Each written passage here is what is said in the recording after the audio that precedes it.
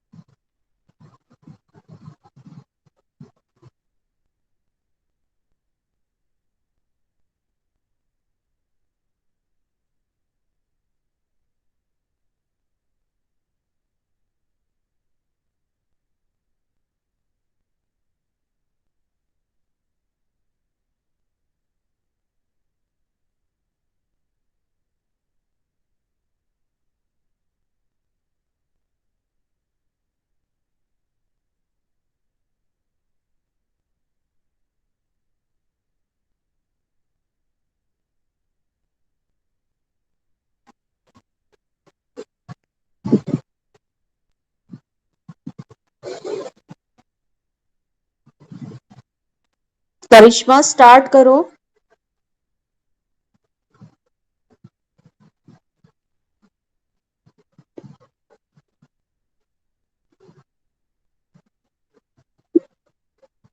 करिश्मा unmute करो अपने आप को पहले।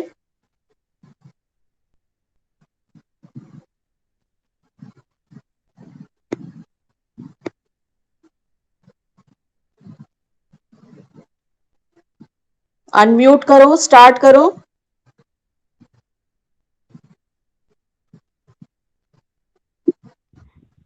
जी मैम, कर लिया, अब स्टार्ट करें। ठीक।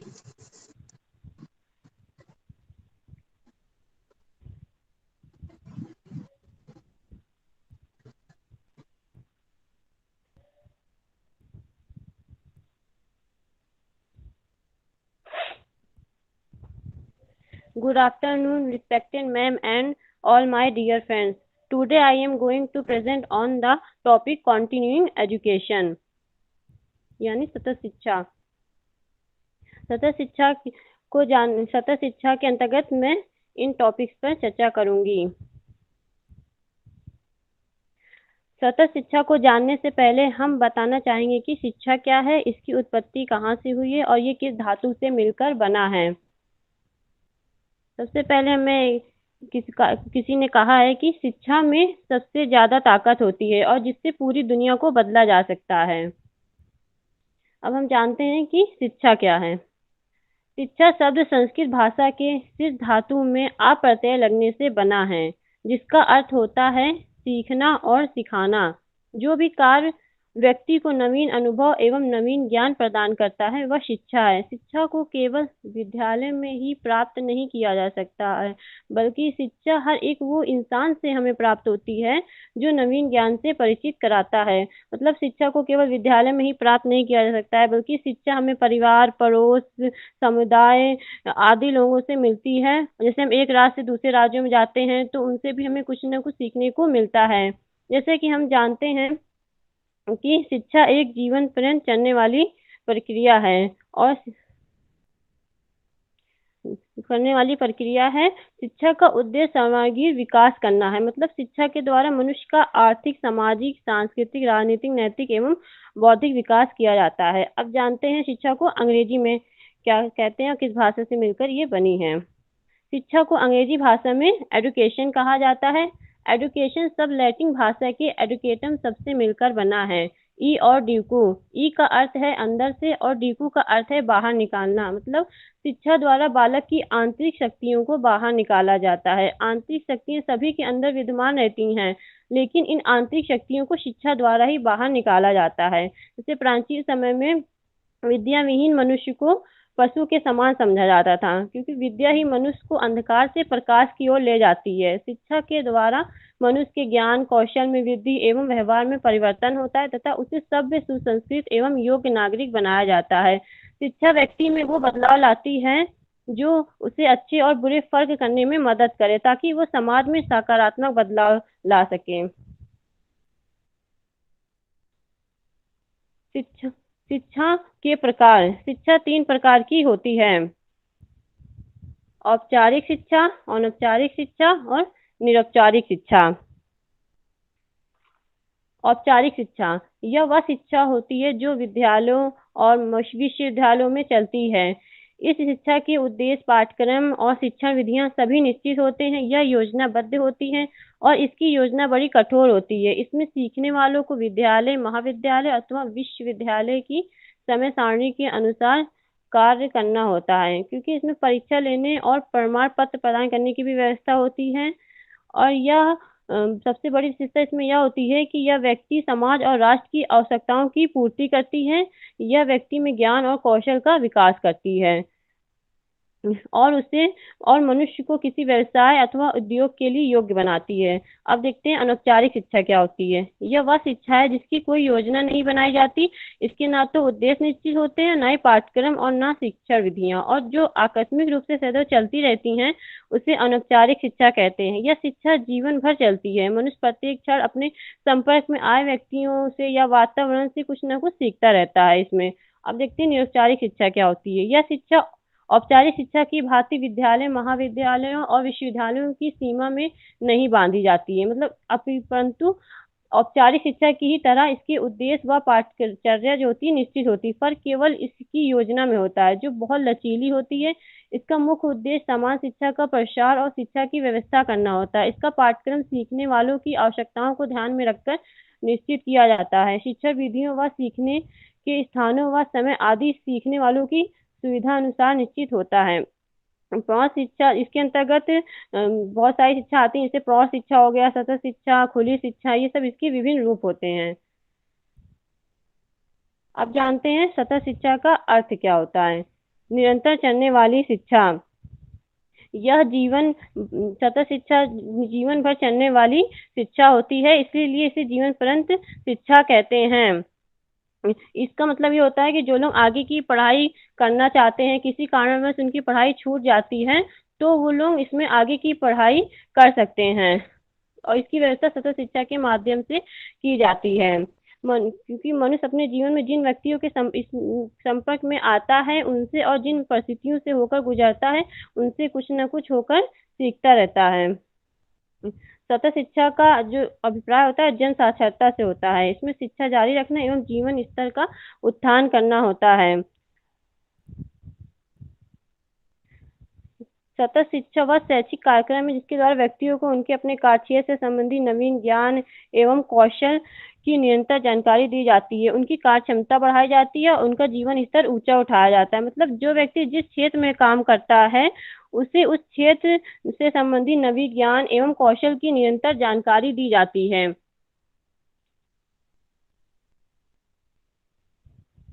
एक मिनट में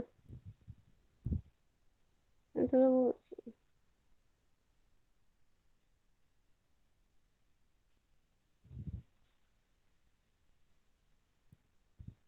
मैम हैंग कर रहा है, 1 मिनट।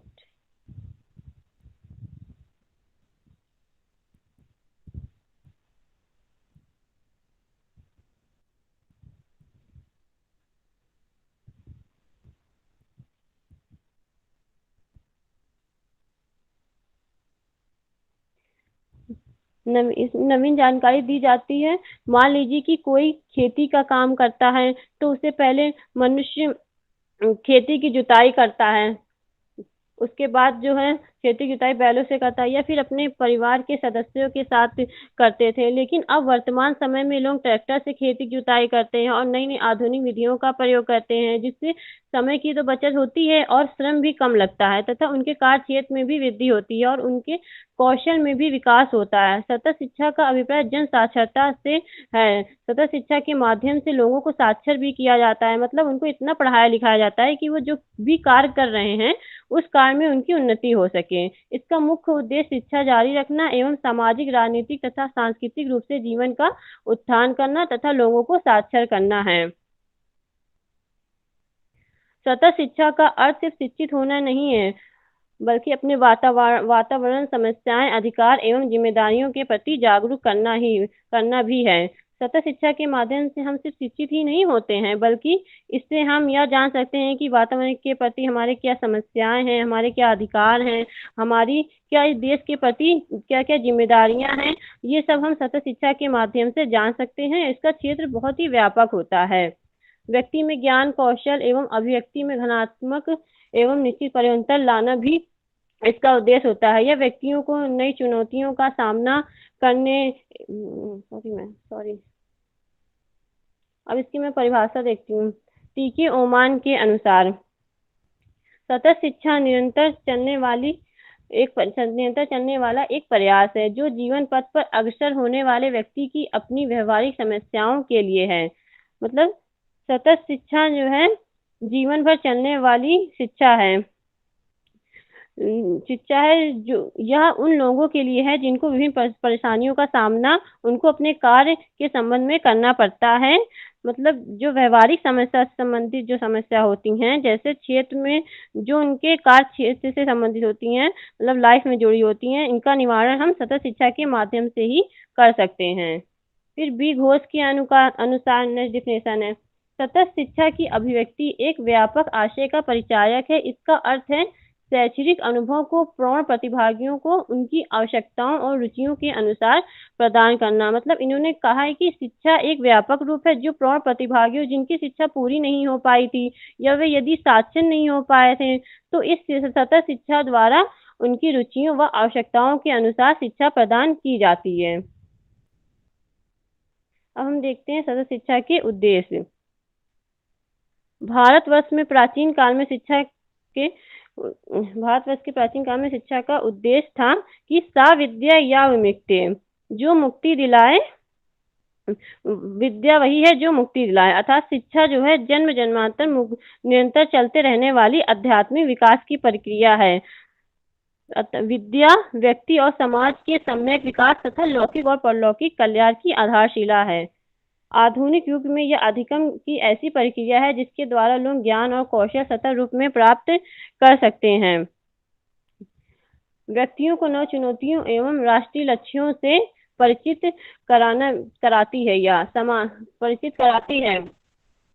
यह व्यक्तियों को नई चुनौतियों का सामना करने एवं राष्ट्रीय लक्ष्यों से परिचित कराती है, क्योंकि उन्हें इनका मुकाबला करने के लिए तैयार भी करती है। मतलब जब हम किसी समाज में रहते हैं तो उसका अपना राष्ट्रीय हित होता है जो व्यक्ति को उन चुनौतियों के लिए तैयार करती है, और जब यह राष्ट्र के लिए बाधा बनती हैं तो उन सब चुनौतियों के प्रति लोगों को परिचित कराना या शिक्षित करना जिससे वो राष्ट्रीय लक्ष्य की प्राप्ति कर सकें। प्रौढ़ों की कार्यपरक साक्षरता की निरंतरता बनाए रखना, मतलब वो जिस क्षेत्र में कार्य कर रहे हैं उस कार्य क्षेत्र से संबंधित उन्हें साक्षर किया जाए जिससे उनकी कार्यों में निरंतरता बनी रहे। अब हम जानते हैं सतत शिक्षा का क्षेत्र। पहले जनसंख्या शिक्षा। जनसंख्या वृद्धि ना हो, कम जनसंख्या कैसे हो, यह सब हमें सतत शिक्षा के द्वारा ही बताया जाता है। इसके लिए जैसे पर्यावरण नियोजन कार्यक्रम हो गया आदि कार्यक्रम चलाए जाते हैं, क्योंकि हमारे भारत जैसे विकासशील देश में जनसंख्या वृद्धि सबसे बड़ा कारण है। अगर हम बढ़ती जनसंख्या को कम नहीं करेंगे तो ये हमारे देश के विकास के लिए बाधा बन सकती है। दूसरी है दूरस्थ शिक्षा। यह शिक्षा दूर दराज क्षेत्र में रहने वाले लोगों के लिए होती है जो किसी कारणवश औपचारिक शिक्षा नहीं प्राप्त कर पाते हैं लेकिन उनमें इसे प्राप्त करने की इच्छा होती है, तो ऐसे लोगों के लिए दूरस्थ शिक्षा की व्यवस्था की जाती है। इस शिक्षा द्वारा काम धंधों में लगे स्त्री पुरुषों को उनकी इच्छा एवं आवश्यकता अनुसार शिक्षा प्राप्त करने के भी अवसर प्रदान किए जाते हैं। स्वास्थ्य शिक्षा।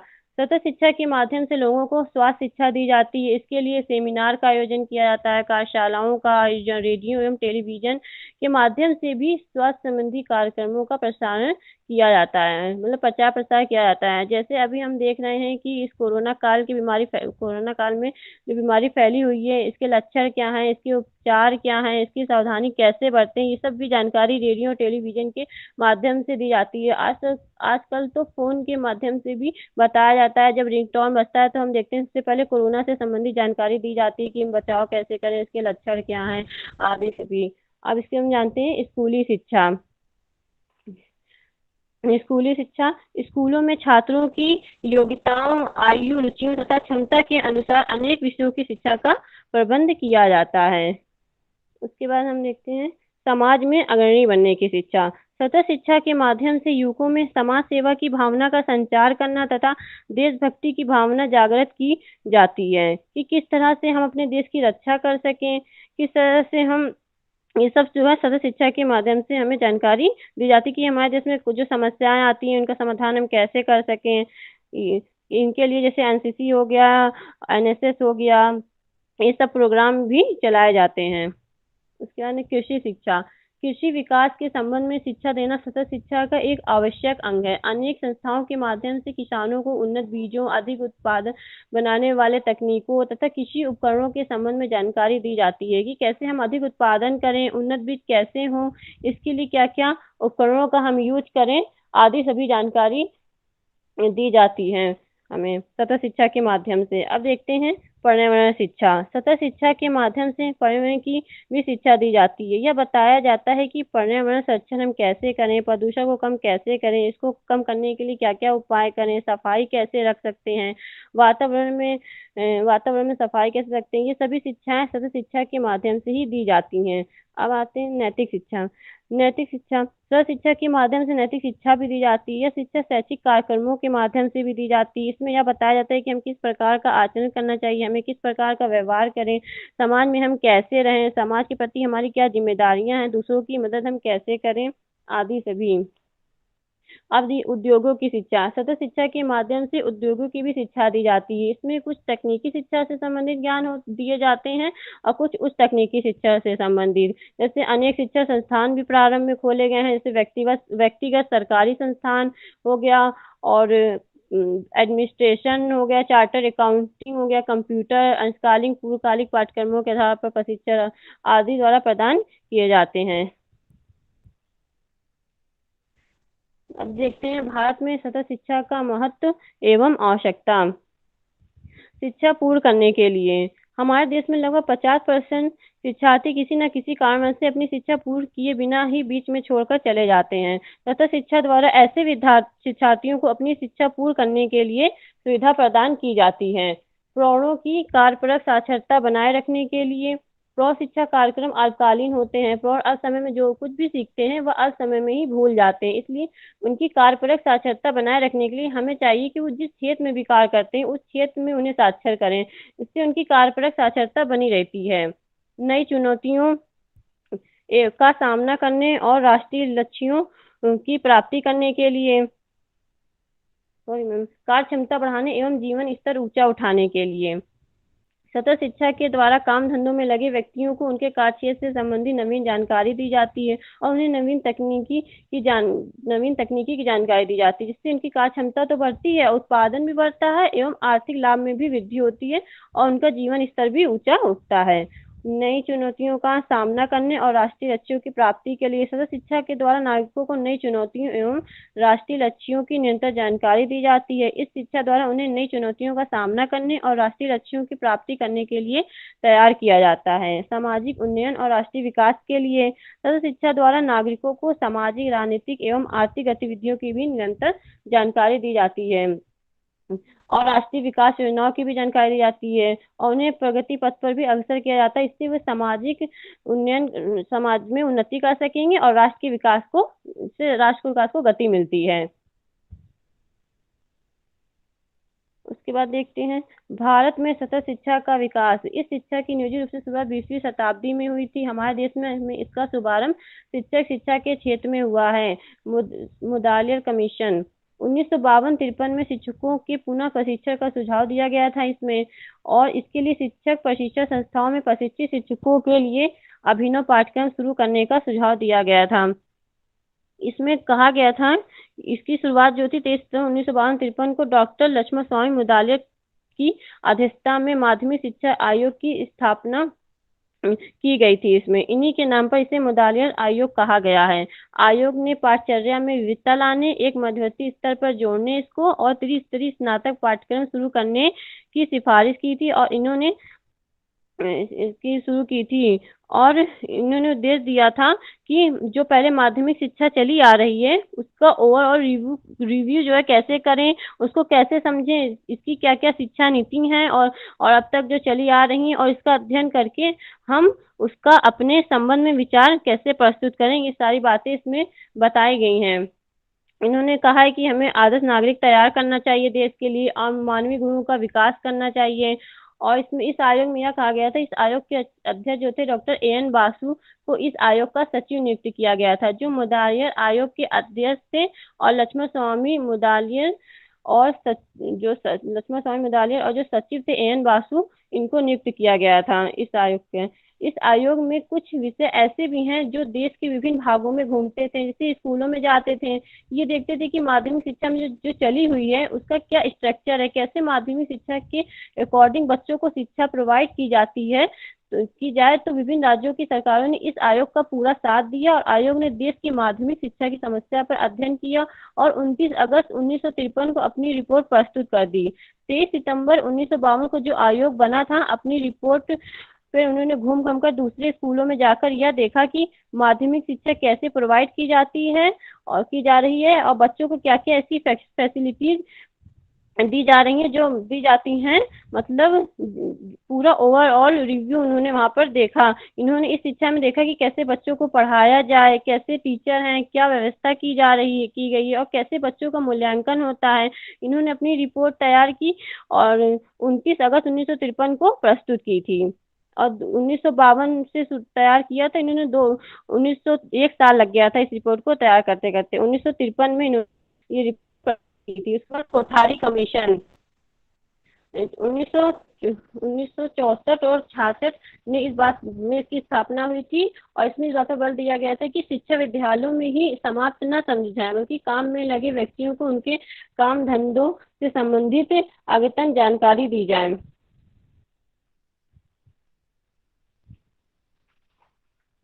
ये कोठारी आयोग जो है सबसे बड़ी शिक्षा राष्ट्रीय आयोग, सॉरी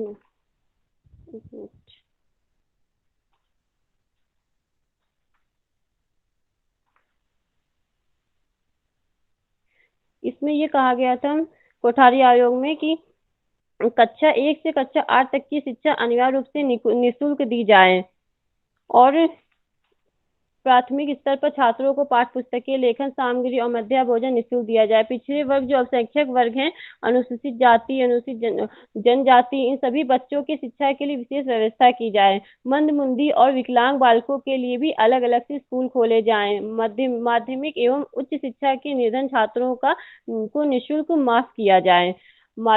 उसके बाद शिक्षा के प्रत्येक स्तर पर विभिन्न छात्रवृत्तियों की समुचित व्यवस्था की जाए। दूर दराज में रहने वाले छात्रों को सवारी की सुविधा दी जाए तथा छात्रावास सुविधा प्रदान की जाए आदि सभी फैसिलिटीज इस शिक्षा में उपलब्ध कराई गई थी।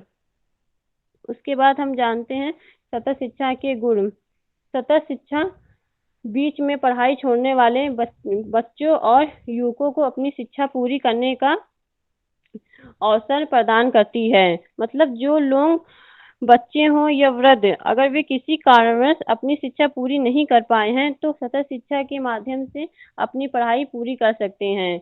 सतत शिक्षा नव साक्षर प्रौढ़ों की कार्यपरक साक्षरता को निरंतरता प्रदान करती है। मतलब जो नए साक्षर प्रौढ़ लोग हैं वो अपने व्यवसाय से संबंधित जिस क्षेत्र में भी कार्य करते हैं तो उन्हें उस कार्य क्षेत्र से संबंधित साक्षर किया जाए, जिससे उनकी कार्यपरक साक्षरता निरंतर बनी रहती है। सतत शिक्षा मनुष्यों की समझ और कार्य कुशलता में निरंतर वृद्धि करती है। मतलब सतत शिक्षा मनुष्यों में सोचने और समझने की शक्ति उत्पन्न करती है और उनके कार्य कुशलता में भी वृद्धि करती है, कार्य करने की क्षमता में। मतलब सतत शिक्षा द्वारा नागरिकों को नई चुनौतियों एवं राष्ट्रीय लक्ष्यों से निरंतर अवगत कराया जाता है। सतत शिक्षा के दोष। पहला है सतत शिक्षा की व्यवस्था सभी विद्यार्थियों के अनुकूल करना बहुत कठिन होता था। मतलब सतत शिक्षा में वे सभी लोग आते हैं जो अपनी पढ़ाई पूरी नहीं कर पाते, किसी कारण उनकी पढ़ाई छूट जाती है। तो इस शिक्षा में बच्चे हों चाहे युवा हों चाहे वृद्ध लोग हों, सभी अपनी पढ़ाई पूरी कर सकते हैं और इस पढ़ाई को पूरी करने के लिए सबकी अपनी अलग अलग रुचि होती हैं और योग्यताएं होती हैं। किसी को गणित के विषय में रुचि है, किसी को विज्ञान में, किसी को सिलाई में रुचि है। तो इन सब कारणों से सतत शिक्षा में इस सारी व्यवस्था करना बहुत मुश्किल होता है, मतलब कठिन होता है। सतत शिक्षा संबंधित जो कार्यक्रम रेडियो टेलीविजन पर प्रसारित किए जाते हैं उनके समय और सीखने वालों के समय में तालमेल बैठाना भी बहुत ही मुश्किल होता है। मतलब जब ये कार्यक्रम रेडियो या टेलीविजन के माध्यम से प्रसारित किए जाते हैं तो इनका अपना एक समय होता है कि किन काम लगे, जो लोग काम धंधों में लगे रहते हैं उनके पास समय ही नहीं रहता है। जब ये कार्यक्रम टीवी या रेडियो पर आते हैं तो जिस समय ये कार्यक्रम आते हैं उस समय लोग अपने काम पर चले जाते हैं और उनके पास टाइम भी नहीं रहता है, इसलिए उनके समय और सीखने वालों के समय में तालमेल बैठाना बहुत कठिन होता है। लोग अपने काम धंधे में इतना बिजी रहते हैं कि उनके पास टाइम नहीं रहता है, इसलिए इसमें जो है सतत शिक्षा की व्यवस्था कर पाना इन लोगों के लिए बहुत ही मुश्किल होता है। सतत शिक्षा मनुष्यों में समझ एवं कार्य कुशलता का निरंतर विकास करती है। इसका कुछ व्यक्ति दुरुपयोग भी करते हैं। मतलब सतत शिक्षा जो होती है मनुष्यों में सोचने समझने की क्षमता तो विकसित करती है, लेकिन उनकी कार्य कुशलता का निरंतर विकास तो होता है, लेकिन इसका कुछ व्यक्ति दुरुपयोग भी करते हैं। जैसे इस सतत शिक्षा के माध्यम से समाज में कुछ लोग ऐसे होते हैं जो पढ़ लिख जाते हैं तो वो अपने आगे तुच्छ लोगों को, अपने से छोटे लोगों को देखते नहीं, मतलब उनमें इतनी समझ आ जाती है कि वे दूसरों को नीचा दिखाने की कोशिश करते हैं। वे अपने आप को बड़ा समझते हैं और उनके साथ गलत व्यवहार करते हैं। अब देखते हैं वर्तमान परिदृश्य में सतत शिक्षा की सार्थकता के कारण। निरक्षरता के निवारण हेतु देश में निरक्षरता को दूर करने के लिए विभिन्न प्रकार के कार्यक्रम जैसे राष्ट्रीय साक्षरता मिशन, प्रौढ़ शिक्षा कार्यक्रम बनाए गए हैं। सतत शिक्षा के अंतर्गत हम जानते हैं कि वे युवक या प्रौढ़ जो शिक्षा प्राप्त कर सकते हैं, जिनकी शिक्षा या तो शुरू ही नहीं हुई थी या फिर पूरी नहीं हो पाई, ऐसे युवक या प्रौढ़ सतत शिक्षा को प्राप्त कर सकते हैं। तो इन सभी कार्यक्रमों से निरक्षरता को दूर किया जा सकता है। जनतंत्री मूल्यों के विकास के लिए सतत शिक्षा के माध्यम से प्रत्येक नागरिक किसी भी आयु में शिक्षा प्राप्त कर सकता है। इस शिक्षा के माध्यम से सभी को जनतंत्री मूल्यों के बारे में बताया जाता है। आधारभूत आवश्यकताओं की पूर्ति हेतु आधारभूत आवश्यकताएं क्या हैं, बेसिक चीजें हमारी क्या हैं, हम अपनी आवश्यकताओं की पूर्ति कैसे कर सकते हैं जैसे हमारी आवश्यकताएं की चीजें होती हैं रोटी, कपड़ा और मकान, ये सब मनुष्य की आवश्यकताएं हैं। इन्हीं आवश्यकताओं के आधार पर और क्या क्या उसकी और आवश्यकताएं हो सकती हैं उसकी पूर्ति के लिए, जैसे हस्त निर्माण हो गया, वस्तु का ज्ञान कराया जाए। सतत शिक्षा के अंतर्गत जैसे हस्त निर्माण के अंदर कढ़ाई, बुनाई, शिल्पकारी, कटाई आदि चीजें आती हैं। व्यक्तित्व विकास के लिए हम सभी यह जानते हैं कि सभी के पास अंतर्निहित शक्तियां कुछ न कुछ मतलब विद्यमान रहती है हमारे, इनको हम व्यवहार में प्रयोग में कैसे लाएं ये हमें शिक्षा द्वारा ही बताया जाता है। यदि शिक्षा न हो तो हम अपने आप को सही ढंग से पहचान नहीं सकते हैं। तथा शिक्षा के अंतर्गत यह अवसरों को उपलब्ध कराया जाता है जिससे व्यक्ति अपने व्यक्तित्व विकास तो कर सकते हैं, जिससे वह अपने परिवार का और समाज तथा राष्ट्र की उन्नति कर सके। स्त्रियों की दशा सुधारने के लिए जो महिलाएं शिक्षा नहीं प्राप्त कर पाई युवावस्था में, तो उन महिलाओं के लिए यह अवसर होता है कि प्रत्येक क्षेत्र में कौशल प्राप्त हो उनको। जो महिलाएं शिक्षा प्राप्त नहीं करती हैं, जैसे हम देखते हैं कि अपने देश के रूरल एरियाज में लड़कियों की शिक्षा के लिए माता पिता की सोच बहुत ही तुच्छ होती है, बहुत छोटी होती है। वह लड़कियों को घर के कामों को करने के अलावा कुछ नहीं सोचते हैं, केवल लड़कों को की शिक्षा पर ही विशेष ध्यान देते हैं। वो उन माता पिता की इस मानसिकता कि इन मतलब छोटी सोच के कारण ना तो उनके परिवार का, ना तो उनके समाज का और ना ही राष्ट्र का उत्थान हो सकता है, क्योंकि लड़कियों का जैसा विकास होना चाहिए वैसा नहीं हो पाता है। वह इन सभी चीजों के अलावा कुछ और सोच ही नहीं पाते हैं। इन दशाओं से महिलाओं की सोच को सुधार करने के लिए सतत शिक्षा का बहुत ही महत्व है। जो महिलाएं जो हैं अपनी युवावस्था में शिक्षा नहीं प्राप्त कर पाई हैं, वो यहाँ सतत शिक्षा के द्वारा शिक्षा प्राप्त कर सकती हैं और अपनी दशा को उनकी दशा को सुधारा जा सकता है इससे, और अपने रहन सहन को और उच्च कर सकती हैं। यदि समाज में महिलाएं शिक्षित हैं तो वह समाज बहुत ही स्वस्थ समाज कहा जाएगा, क्योंकि वह महिलाएं अपने परिवार में बच्चों का विशेष तरीके से ध्यान दे सकेंगी। जो महिलाएं पढ़ी लिखी होंगी क्योंकि उन्हें हर चीजों का ज्ञान रहता है और सोचने समझने की क्षमता होती है, वे इस कठिन से कठिन परिस्थितियों से गुजरकर अपने परिवार के बारे में उसमें सोचने और समझने में सक्षम होती हैं। जनसंख्या वृद्धि नियंत्रण हेतु तथा शिक्षा में जनसंख्या वृद्धि के लिए भी प्रयास किए जा रहे हैं, वृद्धि नियंत्रण के लिए भी प्रयास किए जा रहे हैं। जनसंख्या वृद्धि को कैसे नियंत्रित करें, इन सभी उपायों को भी इस शिक्षा के अंतर्गत बताया जाता है। जैसे कि हम जानते हैं कि इस शिक्षा के अंतर्गत वे युवक व प्रौढ़ शिक्षा प्राप्त करते हैं जो कुछ अपनी जीविका चलाने के लिए व्यवसाय करते हैं। तो जो एक जीवन जीने के लिए कुछ जो व्यवसाय करते हैं इनका अपना एक परिवार होता है। इन लोगों की रहन-सहन को कैसे ऊपर उठाया जाए, जनसंख्या वृद्धि ना हो इसका नियंत्रण हम कैसे करें, यह सभी बातें इस शिक्षा के अंतर्गत बताई जाती हैं, जिनसे उन सभी युवकों को जानकारी प्राप्त हो सके। आश्रितों तथा शिशु का समुचित पालन-पोषण हेतु जैसे परिवार में जो वृद्ध या बूढ़े हैं, शिशु हैं, उनका पालन-पोषण कैसे हो, इस संबंध में भी हमें इस शिक्षा द्वारा जागरूक किया जाता है। व्यावसायिक उन्नति के लिए व्यवसाय से संबंधित जैसे हस्तकारी, कारीगरी, शिल्पकारी इन सभी के बारे में भी शिक्षा दिया जाता है, जिससे वह अपने जीवन स्तर को ऊँचा उठा सकें और अपने रहन-सहन को ऊँचा कर सकें और अपने शिक्षा का सदुपयोग एक स्वस्थ नागरिक बनने में कर सकें। क्योंकि एक स्वस्थ नागरिक ही स्वस्थ समाज का दर्पण होता है और स्वस्थ शरीर में स्वस्थ शरीर की रचना होती है। यदि मनुष्य स्वस्थ है तो शरीर स्वस्थ है और उसका मन मस्तिष्क भी स्वस्थ होगा। पिछड़े वर्गों की उन्नति के लिए पिछड़े व दलित वर्गों को जागरूक करना हो तो हम किस प्रकार से हम उन्हें जागरूक करें, किस प्रकार से हम पिछड़े वर्गों प्रयास करें कि किया जाए कि किस तरह अपनी पीढ़ी को शिक्षा से दूर न रखें। यह सभी प्रयास सतत शिक्षा के अंतर्गत ही किया जाता है। अनुकूल एवं स्वस्थ वातावरण के निर्माण के लिए परिवार में कैसा माहौल बनाए बनाए जो बच्चों के साथ अन्य सदस्यों के साथ कैसा व्यवहार करें, बच्चों को किस प्रकार की अनुशासन सिखाएं और स्वयं भी कैसे अनुशासित रहें, समाज में दूसरों के साथ कैसा व्यवहार हो किया जाना चाहिए। ये सभी बातें हमें जिससे स्वस्थ वातावरण का निर्माण होता है इस सतत शिक्षा के माध्यम से बताई जाती हैं। भारत में सतत शिक्षा की समस्याएं एवं उनके समाधान हमारे देश में सतत शिक्षा जैसा कि हम जानते हैं कि भारत में सतत शिक्षा की बहुत सी समस्याएं हैं। जैसे हमारे देश में सतत शिक्षा का कोई निश्चित स्वरूप नहीं है। इसमें कभी भी कुछ भी जोड़ दिया जाता है। जैसे वर्तमान में प्रौढ़ शिक्षा के साथ उत्तर साक्षरता कार्यक्रम को भी जोड़ रखा है तथा सामान्य जन कार्यक्रम को भी जोड़ रखा है।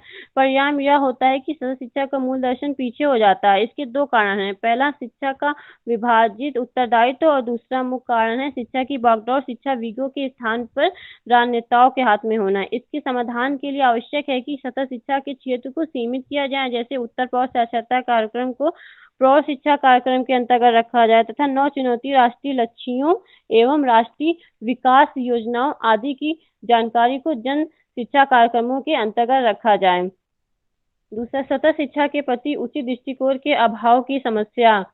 हमारे देश में अपने काम धंधों में लगे व्यक्ति तो कुछ नया सीखने और करने में रुचि रखते हैं, परंतु जो वेतनभोगी विशेषकर सरकारी कर्मचारी न तो इसकी आवश्यकता को समझते हैं और न ही इसे प्राप्त करने में रुचि लेते हैं। इसका मूल कारण है नौकरी की सुरक्षा और कर्मचारी संघ। ये लोग आगे बढ़ना ही नहीं चाहते हैं क्योंकि ये लोग जानते हैं कि हमारी रोजी रोटी तो चल ही रही है, हम पढ़कर करेंगे क्या, हमारी जिंदगी तो अच्छे से चल रही है। इन सब कारणों से ना तो आगे बढ़ना चाहते हैं और ना ही इस शिक्षा की आवश्यकता को समझते हैं और ना इसे प्राप्त करने में रुचि लेते हैं। इसके समाधान के लिए यदि किसी भी क्षेत्र में पदोन्नति के लिए वरीयता के साथ योग्यता एवं क्षमता की क्लॉज जोड़ दी जाए तो निश्चित रूप से लोगों की सतत शिक्षा के प्रति सकारात्मक अभिवृद्धि होगी। सतत शिक्षा की उचित व्यवस्था की समस्या यह कहना बड़ा काम धंधों में लगे जो व्यक्ति हैं हर 5 वर्ष बाद अद्यतन ज्ञान एवं कौशल से परिचित कराया जाता है इसमें और उनके क्षेत्र से संबंधित नई नई तकनीकों में प्रशिक्षित किया जाता है, परंतु इतने विविध क्षेत्रों में लगे इतने अधिक व्यक्तियों की सतत शिक्षा की व्यवस्था करना अपने देश में बहुत कठिन कार्य है। इसलिए इसका जो सबसे पहला कारण है वो अर्थाभाव है और दूसरा कारण है ईमानदारी और कर्तव्यनिष्ठा की कमी। इसलिए हमें चाहिए कि सतत शिक्षा का क्षेत्र जो है सीमित एवं सुनिश्चित किया जाए और इसकी व्यवस्था जनसंचार के माध्यमों, पत्रिकाओं, रेडियो और टेलीविजन की सहायता से की जाए। विशेष क्षेत्रों में कार्यशालाओं का आयोजन किया जाना चाहिए। उचित लिखित सामग्री के निर्माण की समस्या पत्र पत्रिकाओं के लिए अद्यतन ज्ञान मतलब नवीन ज्ञान संबंधी सामग्री का निर्माण करना बड़ा कठिन कार्य है। यह कार्य वे व्यक्ति ही करते हैं जो स्वयं नवीन ज्ञान से पूर्ण हो और ऐसे व्यक्तियों की ही हमारे देश में थोड़ी कमी है। जो जानते हैं भी हैं उनमें से कुछ उसे सही रूप से तो लिख ही नहीं पाते। इसके लिए आवश्यक है कि यह कार्य उच्च शिक्षा संस्थानों के शोध एवं प्रकाशन विभागों को सौंपा जाए और लेखकों को उचित पारिश्रमिक दिया जाए। इसके लिए विश्वविद्यालय अनुदान यूजीसी को विशेष अनुदान देना चाहिए मतलब आर्थिक सहायता देनी चाहिए। सतत शिक्षा के पक्ष। सतत शिक्षा के 5 पक्ष होते हैं: स्थानापन्न शिक्षा, पूरक शिक्षा, दृढ़ीकरण शिक्षा, अतिरिक्त शिक्षा, व्यक्तिगत शिक्षा। स्थानापन्न शिक्षा का संबंध प्रौढ़ शिक्षा से होता है। प्रौढ़ शिक्षा का उद्देश्य उन प्रौढ़ व्यक्तियों को शैक्षिक विकल्प देना है जिन्होंने यह अवसर गंवा दिया है और औपचारिक शिक्षा आयु को पार कर चुके हैं, लेकिन अब वे साक्षरता, आधारभूत शिक्षा कौशल विकास जैसे व्यावसायिक शिक्षा और इसी तरह की अन्य शिक्षा सहित किसी तरह के ज्ञान की आवश्यकता का अनुभव करते हैं, तो ये सभी शिक्षा सतत शिक्षा के माध्यम से प्राप्त दी जाती है। प्रौढ़ शिक्षा को बढ़ावा देने के उद्देश्य से पहली पंचवर्षीय योजना से अनेक कार्यक्रम शुरू किए गए थे, जिनमें सबसे प्रमुख राष्ट्रीय साक्षरता मिशन था, जिसे समयबद्ध तरीके से 15 से 35 वर्ष की आयु समूह में अशिक्षितों को कार्यात्मक साक्षरता प्रदान करने के लिए 1988 में शुरू किया गया था। दूसरा है पूरक शिक्षा। इस शिक्षा का विशेष महत्व है। इस शिक्षा का संबंध विद्यालय की पढ़ाई बीच में छोड़ने वालों से है। निरक्षरता के बाद यह दूसरी प्रमुख समस्या है, क्योंकि इनकी गणना साक्षर में होती है, फिर भी इनकी स्थिति व्यवसाय या सामान्य जीवन में निरक्षरों से अधिक अच्छी नहीं है। अगर ऐसे लोग पुनः अध्ययन करना चाहते हैं तो उन्हें ऐसे अवसर एवं सुविधाएं उपलब्ध कराई जाएं जिससे वे अपने उद्देश्य की प्राप्ति कर सकें। दृढ़ीकरण शिक्षा। इसका संबंध शिक्षा के दृढ़ीकरण से इसमें अंशकालीन शिक्षा, संध्या कक्षाएं आदि सम्मिलित होती हैं। जैसे इसमें कुछ काम शिक्षित होकर समय के साथ साथ सामंजस्य स्थापित करने में भी सक्षम हो जाता है। अतिरिक्तकालीन प्रशिक्षण पाठ्यक्रमों के माध्यम से उसी व्यवसाय से संबंधित ज्ञान एवं नवीन जानकारी दी जाती है, जिससे वे जिस क्षेत्र में भी कार्य करते हैं उस क्षेत्र में गहन विशेष योग्यता की सभी जानकारी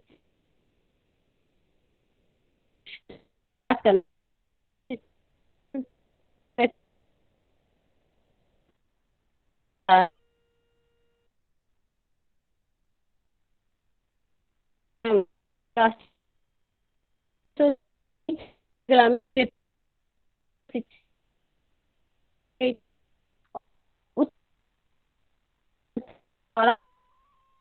में सहयोग की बात की गई थी।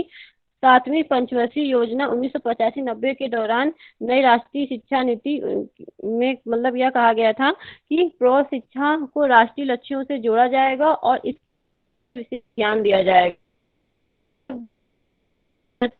के लिए उच्च शिक्षा संस्थाओं, शिक्षकों, छात्रों, शैक्षिक संस्थाओं, युवा वर्ग का सहयोग लिया जाएगा।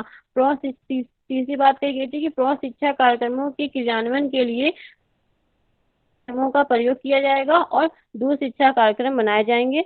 और चौथी बात की गई थी कि ग्रामीण क्षेत्रों में सतत शिक्षा केंद्रों की स्थापना की जाएगी। इसमें और भी बातें की गई थी। उसके बाद अगला है कृषि शिक्षा और कार्यात्मक साक्षरता। कार्यात्मक साक्षरता तथ्य का उदय जो था 1960वीं शताब्दी में हुआ था। 1965 में विश्व स्तरीय कॉन्फ्रेंस में कार्यात्मक साक्षरता को परिभाषित किया गया था। बाद में यूनेस्को ने प्रयोगात्मक विश्व साक्षरता कार्यक्रम चलाया था। कृषि शिक्षा और कार्यात्मक साक्षरता योजना का विकास इसी अवसर पर किया गया था। इसमें मतलब कृषि शिक्षा के बारे में और कार्यात्मक साक्षरता के बारे में बताया गया था इस कार्यक्रम में। इस कार्यक्रम के 3 अवयव थे इसमें, जैसे किसान प्रशिक्षण था, किसानों को कैसे प्रशिक्षण दिया जाए, कार्यात्मक साक्षरता और कृषि प्रसारण। राष्ट्रीय व्यस्त शिक्षा कार्यक्रम 2 अक्टूबर 1978 में आरंभ किया गया था। इसका उद्देश्य 10 करोड़ प्रौढ़ जो 15 से 35 वर्ष आयु समूह के हैं उनको 5 वर्षों में प्रौढ़ शिक्षा प्रदान करना। इस कार्यक्रम के द्वारा सक्रिय नागरिकों में सामाजिक, आर्थिक एवं सांस्कृतिक भूमिका विकसित करना। मतलब राष्ट्रीय प्रौढ़ शिक्षा कार्यक्रम की घोषणा जो थी 2 अक्टूबर 1978 की गई थी, लेकिन प्रौढ़ शिक्षा का मतलब होता है कि 15 से 35 आयु वर्ग के उन सभी युवक युवतियों से है जिन्होंने किसी कारणवश शिक्षा प्राप्त नहीं की थी, बीच में ही उनकी छूट गई थी और वे आगे पढ़ना चाहते हैं, तो उनके लिए प्रौढ़ शिक्षा की व्यवस्था की गई थी। प्रौढ़ शिक्षा का मतलब केवल साक्षर होना ही नहीं है, बल्कि यह ऐसी शिक्षा होती है जिससे व्यक्ति व्यवहारिक जीवन में सफल हो सके और इसके लिए उन्हें व्यवसायिक कुशलता का भी ज्ञान दिया जाता है। उसके लिए इन्हें व्यावसायिक आवश्यकता का भी ज्ञान दिया जाता है। जैसे कि आज हम देख रहे हैं, आज हमारे देश की सबसे बड़ी परेशानियों में से एक परेशानी ये भी है कि अमीर और अमीर बनता जा रहा है और गरीब होता जा रहा है। इस परेशानी का मुख्य कारण यह है कि गरीब व्यक्ति अपनी रोजी-रोटी कमाने में इतना व्यस्त हो चुका है कि वह शिक्षा का महत्व ही नहीं पहचान पा रहा है। अपने बच्चों को स्कूल भेजने की बजाय उन्हें काम पे भेज रहा है, ताकि वह परिवार के लिए 2 वक़्त की रोटी का इंतजाम कर सके। शिक्षा के अभाव में जब ये बच्चे बड़े होते हैं तो इनके पास छोटे-मोटे काम-धंधों के अलावा कोई चारा नहीं बचता है। इसलिए इन सब परेशानियों को हल करने के लिए सरकार ने प्रौढ़ शिक्षा जैसी योजना को शुरू किया है। जो व्यक्ति बचपन में अपनी शिक्षा पूरी नहीं कर पाए हैं, वे इस प्रौढ़ शिक्षा कार्यक्रम के माध्यम से अपनी शिक्षा पूरी कर सकते हैं। प्रौढ़ शिक्षा इसलिए भी ज़रूरी है कि अभी तक के अनपढ़ और पिछड़े लोग उसकी आवश्यकता और महत्व को समझ सकें और अपने बच्चों तथा आगे आने वाली पीढ़ियों को भी शिक्षित कर सकें। इसमें कोई व्यक्ति का काम करता है, तो कोई बढ़ई का काम करता है, और जो भी काम मतलब करते हैं, तो वो अपनी योग्यता इसमें जो वे लोग अपनी योग्यता बढ़ा सकते हैं इस शिक्षा के माध्यम से और अपने काम-धंधों को उन्नति बना सकते हैं। समय के साथ उसके जीवन के प्रत्येक पल का वो सदुपयोग भी कर सकते हैं, क्योंकि पढ़ने-लिखने से जो जानकारियाँ प्राप्त होती हैं, उससे जीवन को उन्नत बनाया जा सकता है, ज़माने के साथ कदम से कदम मिलाकर चला जा सकता है। सकारात्मक साक्षरता के लिए जन कार्यक्रम, यह 1 मई 1986 को प्रारंभ किया गया था और इसमें इसका लक्ष्य 2 लाख शिक्षार्थियों को 150 घंटे में 3 से 4 महीने की अवधि में पूरी तरह शैक्षिक आधार पर सम्मिलित करना था। यह एक जन कार्यक्रम था। इसका उद्देश्य शिक्षकों को अशिक्षा भगाने के लिए सम्मिलित करना था। इसमें एक जिले में कम से कम एक जन शिक्षण केंद्र की स्थापना की गई थी और इसमें प्रौढ़ शिक्षा के क्षेत्र में भी शैक्षिक एवं तकनीकी सहायता प्रदान की गई थी। और इस कार्यक्रम की मुख्य विशेषता यह थी कि वर्तमान समय में कार्यक्रम का पुनर्गठन करके लचीलेपन का परिचय कराना एवं अन्य उपायों को अधिक प्रभावशील बनाया गया था और विज्ञान एवं तकनीकी की उपयोगिता इसमें बताई गई थी। शिक्षा एवं विकास कार्यक्रमों के बीच में संपर्क स्थापित किया गया था। जन शिक्षण नियमन, यह कार्यक्रम नवशिक्षित व्यक्तियों को पुनः अशिक्षित होने से रोकना और उनके आधारभूत शिक्षा कौशल को बनाए रखना था। इसके माध्यम से संस्थागत शिक्षा के बाद एवं सतत शिक्षा का प्रबंध करने पर विचार किया गया था। इस कार्यक्रम में कौशल विकास को कार्यक्रम व्यक्तिगत, सामाजिक एवं व्यावसायिक विकास के लिए यह चलाया गया था कार्यक्रम। इसका महत्वपूर्ण कार्य था कि इसमें शाम को कक्षाएं लगाई जाती थी, हफ्ते में 3 से 4 घंटे जो चलाई जाएँ। जो शिक्षा थी इसमें मतलब सांख्यिक कौशल को भी बढ़ाना था, पुस्तकालय सुविधा भी प्रदान की जाए और विकास संबंधी कार्यक्रमों के लिए भी अन्य विषयों के बारे में बताया गया था।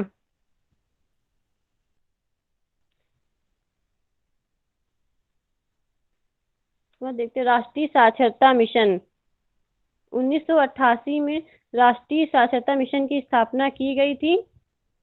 प्रौढ़ शिक्षा के कार्यक्रमों के क्रियान्वयन के लिए राष्ट्रीय साक्षरता मिशन की स्थापना की गई थी और इस मिशन का उद्देश्य था कि अशिक्षा को हटाने के लिए तकनीकी एवं वैज्ञानिक अनुसंधानों का प्रयोग किया गया था इसमें, जिससे समाज के पिछड़े वर्ग को लाभ मिले। इस मिशन के अंतर्गत आसपास के 4-5 गांवों के लगभग 5000 व्यक्तियों के लिए एक जन शिक्षण संस्थान स्थापित किया जाता था। इसकी स्थापना में उन गांवों को वरीयता दी जाए जो इसकी स्थापना के लिए आवश्यक भूमि सुलभ कराते थे और अन्य प्रकार से भी प्रदान करते थे। ये जन शिक्षण संस्थान निम्न 5 बातों पर विशेष ध्यान देते थे।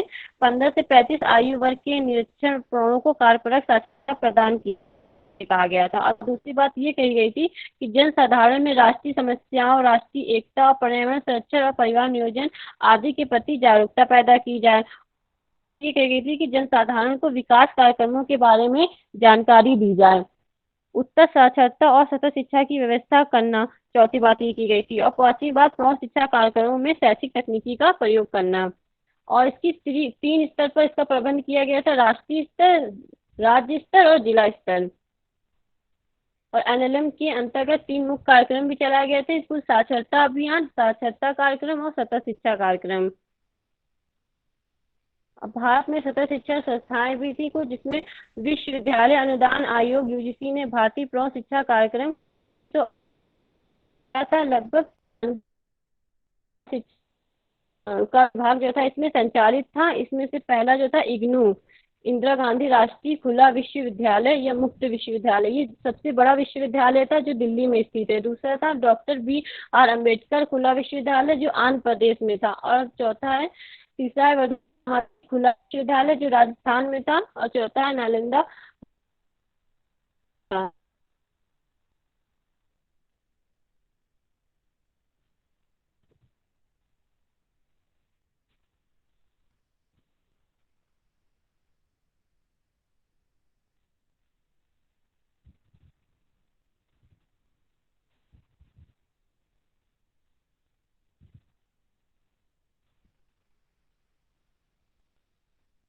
मैम हो गया मैम, इसलिए मेरा मोबाइल बहुत ठीक हैंग है, कर रहा ठीक। था ना, इसलिए।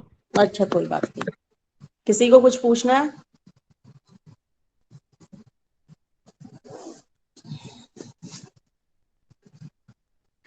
क्लास, किसी को कुछ पूछना है? मैम